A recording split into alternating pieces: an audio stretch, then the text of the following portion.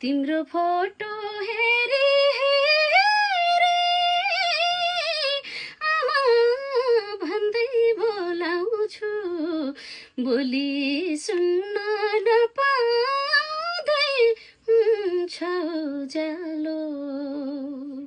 बोली सुन्न नपाउँदै हुन्छ उज्यालो